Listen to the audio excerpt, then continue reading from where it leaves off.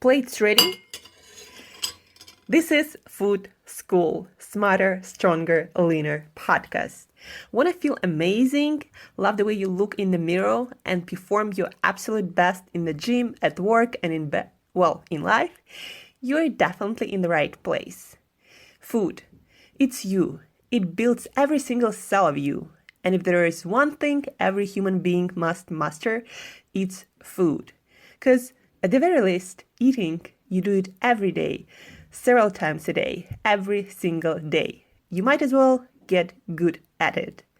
I'm your host, Shurina from createyourself.today, your personal nutritionist and plate watcher, your diet guide and explorer, your fat loss coach and food inspector.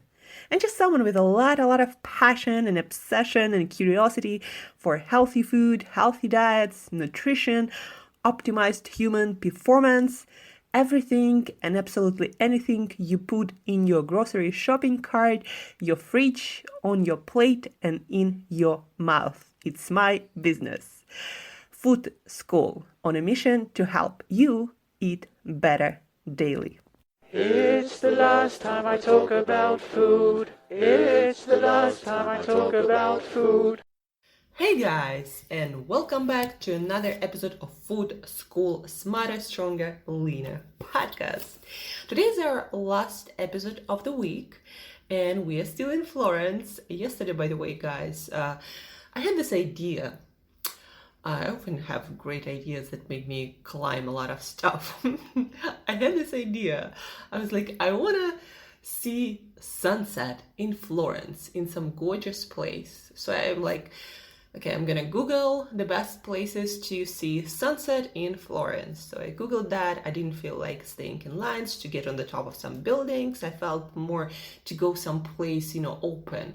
And so I found this Piazzale di Michelangelo, or basically piazza, what do they call it? Square of Michelangelo, where it's supposed to be one of the greatest views in Florence, especially for sunset.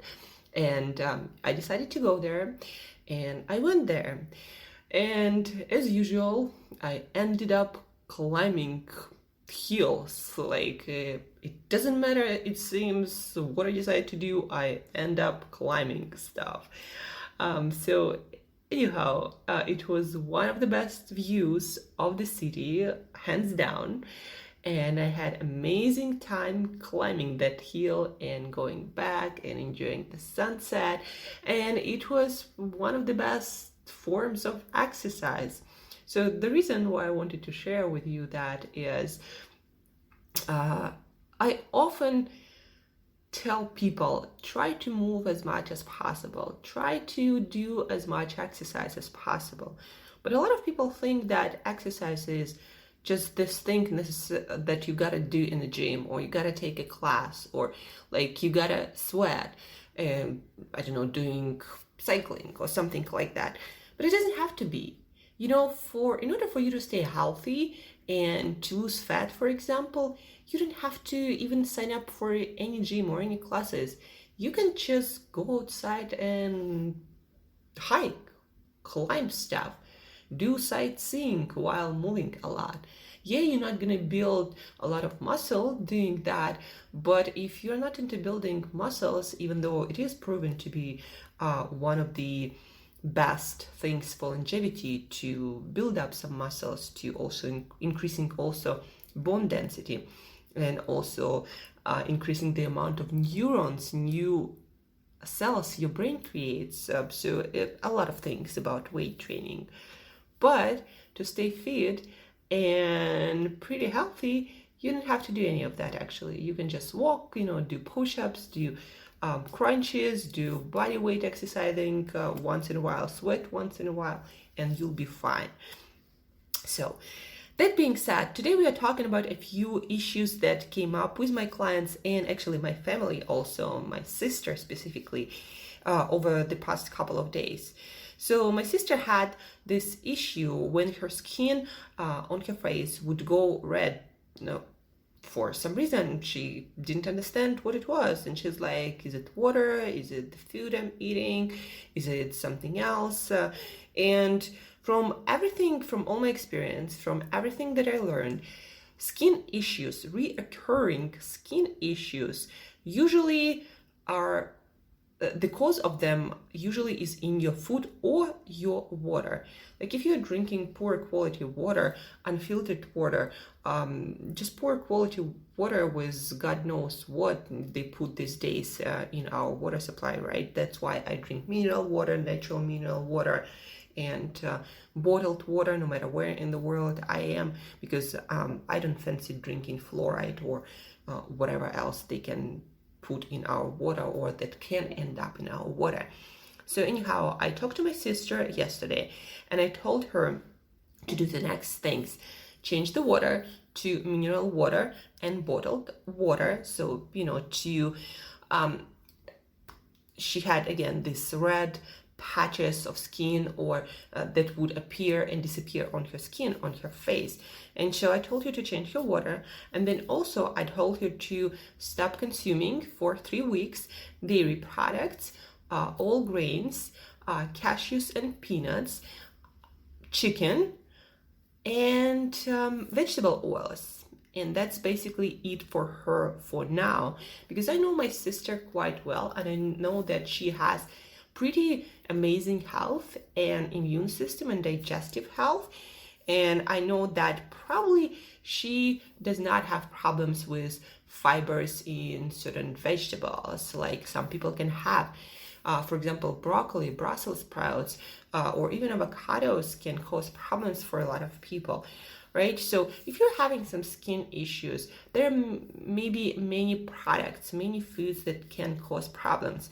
But usually the most probable offenders are dairy products, the ones that you buy in a supermarket, because the way they produce, the way they make dairy products these days, they make those products completely different from original dairy products that come from under the cow, or you can get from some farmer who doesn't pasteurize and homogenize their milk, right?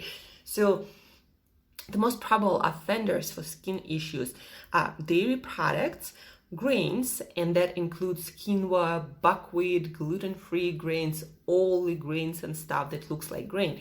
But what I found from my personal and professional experience is white rice actually might be an option for you if you're having those difficulties. So all the grains except for white rice, not brown rice, guys, but white rice, because fibers in brown rice, first of all, they prevent you from absorbing zinc, and then they bind to zinc, certain anti-nutrients in brown rice. And then second of all, they may have lectins, those proteins that can disturb your gut flora. So dairy products, grains, sugars, and all the sweeteners, all the non-food ingredients that usually come in processed foods. So basically anything that does not belong to this food, this whole food should not be there. All the preservatives and anything, all the chemicals that you don't understand and are not a part of whole foods. So all of that should be excluded. Vegetable oil, sunflower, safflower oil. For my sister, I told her, so basically for a while, just stick to coconut oil and extra virgin olive oil. Because in Russia, for example, butter and all the other fats, they're not grass fat. So I wouldn't recommend that, because it's also high in omega-6s that are pro-inflammatory. And so for 3 months, for this period of when we're trying to help our body to eliminate all the possible substances that can cause that allergic or reaction, or close to allergic, it's not really allergy, it's probably just sensitivity to certain things in your diet. So we eliminate all the vegetable oils, just stick to extra virgin olive oil and coconut oil, peanuts, cashews, and that's what we are going to do for the next 3 weeks. And then after that, we're going to reintroduce each food for 3 days, because sometimes your body needs time to react in a certain way to different foods. So we're gonna try dairy products that she loves for 3 days and see how her skin reacts. We're gonna try grains that she likes. We're gonna try sugars, adding some sugars, some other foods that she used to eat before this 3-week period, and then we see how her skin reacts. And it's important to introduce one product at a time, because otherwise you just never know what causes the problem. And so whatever skin issues you're dealing with, that's the protocol, that's the solution that I recommend. And also, depending on your personal health history, those recommendations might be a little bit different. Like again, some people might have reactions to fibers and also have digestive issues connected to that, with different fibers from Brussels sprouts or broccoli, or what else? Nightshades also can cause problems, like for example, potatoes or peppers or tomatoes. So all of those things, depending on your personal health and diet history, we're gonna either leave or eliminate. Even eggs can cause problems, And also I told my sister not to eat chickens, because chickens in Russia are fed really bad and not good quality diet, and they have really high omega-6 to omega-3 ratios, plus a lot of them are injected antibiotics or some other like stuff that you don't want to be having in your body, and what you have in your food gonna end up in your body. So that we also eliminate. So she's gonna be eating though vegetables and other nuts besides cashews and peanuts. She's gonna be eating fish, and she's gonna be eating bigger animals meat whenever she wants, and organ meats. And so it's not some restrictive low calorie diet. No, actually we're going to be eating a lot of vegetables. I'm not going to eliminate nightshades for her, because she never had any problems with that. And also beans, properly cooked. Beans, when you cook them, guys, you need to soak them overnight and only then cook. And eliminate the water from the first soaking to eliminate lectins, those proteins that can disturb again your gut microbiome and can trigger a lot of sensitivities and allergic reactions. So food is not that simple, guys, and it never was. But it got much more complicated when everyone who had any like cool quote unquote idea about food product got into food business without having any proper education or understanding how our human physiology and digestion works, and having no respect for all the culture, food culture, all the food experience that our ancestors accumulated. There is a reason why our grandparents soaked beans. There is a reason why they used pressure cooking for quinoa. There is a reason why why dairy products worked so much better when there was no homogenization and pasteurization. There is our body works in a certain way, and our food works with our body in a certain way. And when you modify it, when you create those Franken products that do not work for our body, you end up with a lot of problems. So that's why our food supply, our food system, and health issues associated with that got so much more complicated, just because there is so much stuff that doesn't belong, doesn't work with our bodies. So that's the issue I wanted to talk with you today about. And the second one I wanted to talk to you about comes from another client of mine, a woman, and she in her 40s, and she's trying to get rid of some belly fat that she doesn't like. And she's eating pretty healthy, but she's a mom. She's not sleeping well at all. Her daughter is 1 year old, and she just wakes her up sometimes, and sometimes she gets sick. And she's also an entrepreneur mom, and a lot of things are going on in her life, and so she's not sleeping well. And also her stress levels is higher than what she would like them to be. Why I'm telling you all of this is because when you're trying to get rid of belly fat, a lot of times it has nothing to do with the amount of food you eat. If you're already eating clean and you're not overeating, you have pretty good eating habits, having 2-3 meals a day, having your fasting window. So if you're already doing pretty good and you still have this fat on your belly that is much more than you'd like it to be, and your fat is just not distributed evenly how it's supposed to in a healthier body. So belly fat, it's caused a lot of times by the lack of sleep that increases your inflammation, your stress levels, that gives you poor blood sugar. So it means that your blood sugar spikes up and down.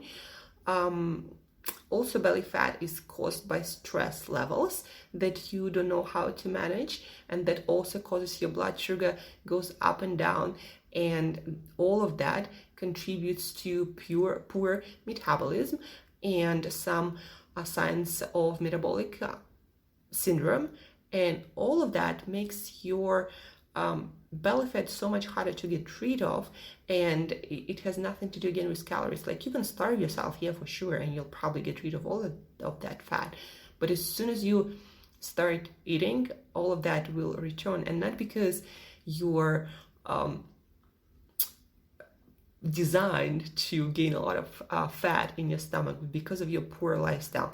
So the first thing when people come to me with belly fat specifically, I would make sure that we'll work on their sleep and stress levels, and having, of course, a well-balanced diet. And well-balanced diet is not just eliminating stuff, guys, not at all. It's also about adding stuff that your body actually needs. A lot of problems women especially have when they eliminate a lot of stuff and never add things that have vitamins and minerals that our body needs. Our body needs a lot. Vitamins, vitamin B, folate, vitamin C, vitamin K2, A, D, magnesium, potassium, calcium, phosphorus. All of that, they're not just fancy terms. Your body actually needs that.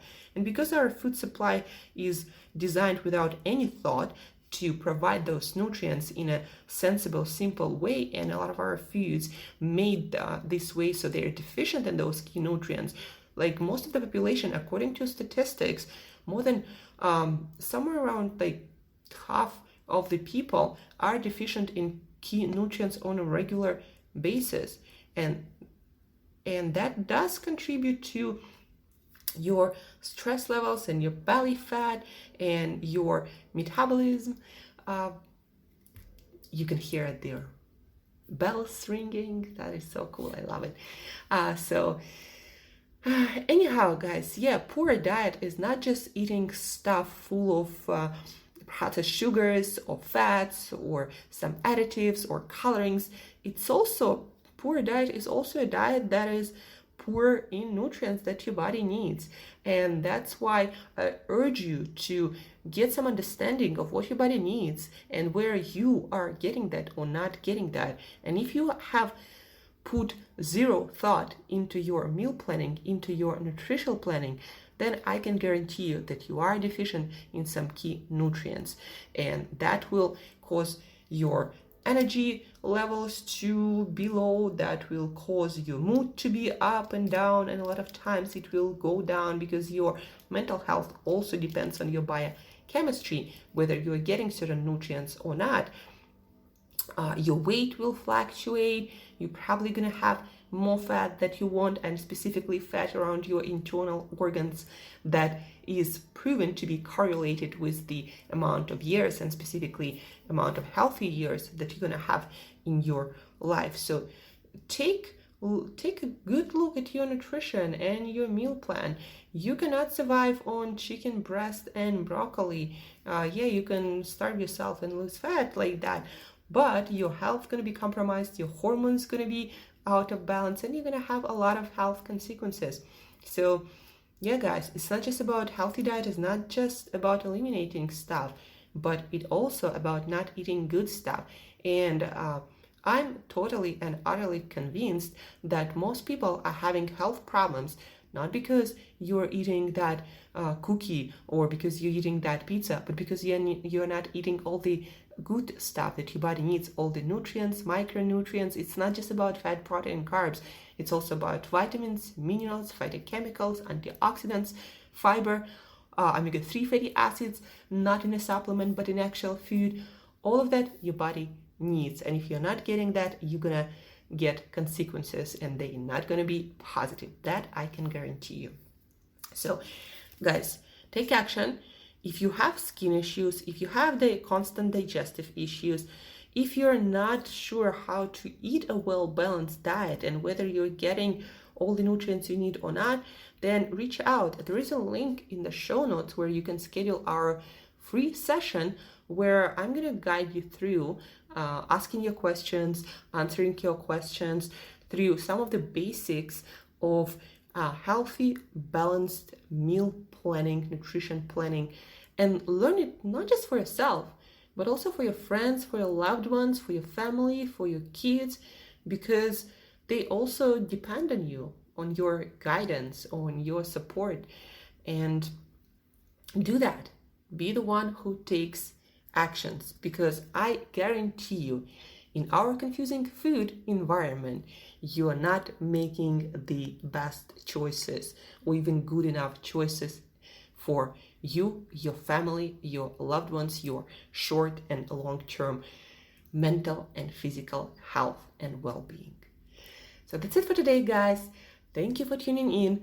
Hopefully you found this information valuable and useful, and most importantly, hopefully you're gonna act on it. Use this link in the show notes where I can help you to, during our call, to guide you to better food, nutrition choices that will build the foundation of your health, well-being, and happiness. So use the link in the show notes, and till next time, as usual, eat better daily.